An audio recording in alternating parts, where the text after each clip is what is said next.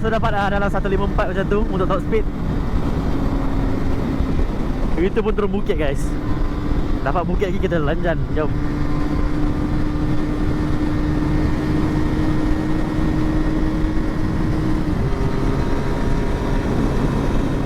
Siapa yang buka signal tu? Tak buka signal tu jauh. Nampak siap.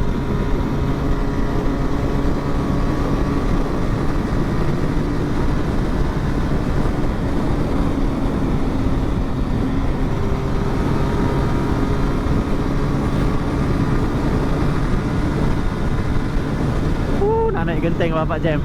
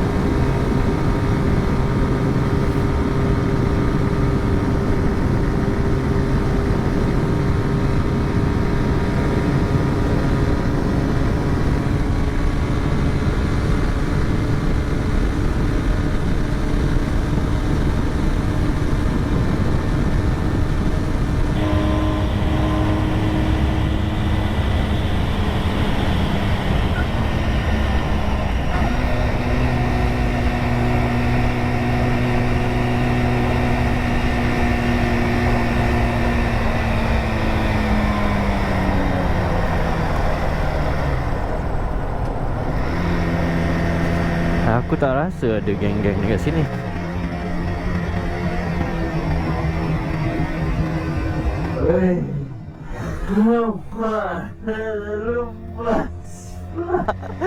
Dah terlepas lah pula. Aduh. Aduh, tak apa lah.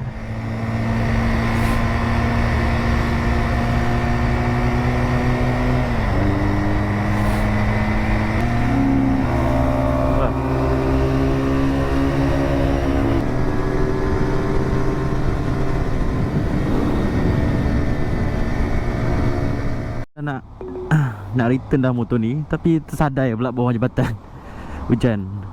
Actually aku okey je ride dalam hujan, cuma sebab tak nak lah motor ni kotor, kita nak return balik kan cantik-cantik. Tu je lah. Head north. So alhamdulillah lah, cuaca pun okey dah, sejuk. Tak apalah hujan sikit. Head northeast. Yalah. And then selain daripada kotor, aku tak nak risiko lah. Sebab tayar ni kalau basah, aku rasa agak licin. Sebab semalam kat Genting pun licin. So aku tak dapat nak. Waktu dah sampai atas tu dah berkabus tu, memang tak boleh nak laju pun lah, bahayalah. Still renyang ni, tapi aku slow-slow lah jalan. So aku boleh cakap kat korang, kalau dalam keadaan hujan dan jalan basah, hujan tu memang hujan lah, maksud aku jalan basah dan macam line putih ni, tak recommended untuk korang go through lah. Sebab tayar dia mungkin faktor sebab dia baru, tapi sebab texture dia tu macam agak bulat, macam donat kan. Macam donat tu mungkin dia punya apa orang kata tu, ground contact tu kurang. Macam tu. So hati-hati. Tapi kalau dia dah panas, sedap. Macam korang tengok video aku pergi Genting tu kan, okey lah, nak balap-balap sedap. Tak ada ambil masa yang lama pun untuk aku nak sedap je. Walaupun ini aku rasa adalah cafe rasa pertama yang aku bawa, tapi okey, selesa. Aku rasa aku kena simpan mic aku lah, sebab